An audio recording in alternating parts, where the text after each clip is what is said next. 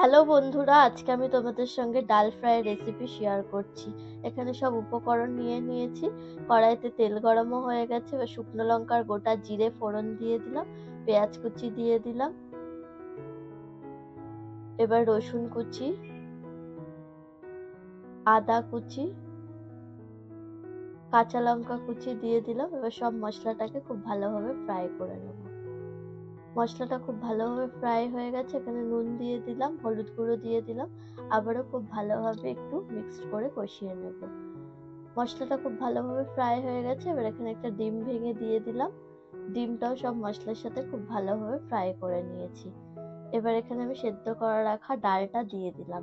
ডালটাও খুব ভালোভাবে মিক্সড করে নেব। ডালটাও খুব ভালোভাবে মিক্সড হয়ে গেছে। এবার সবশেষে এখন আমি কাসুরি মেথি দিয়ে দিলাম, আবারও খুব ভালোভাবে মিক্সড করে নিলাম। ব্যাস, ডাল ফ্রাই আমার রেডি।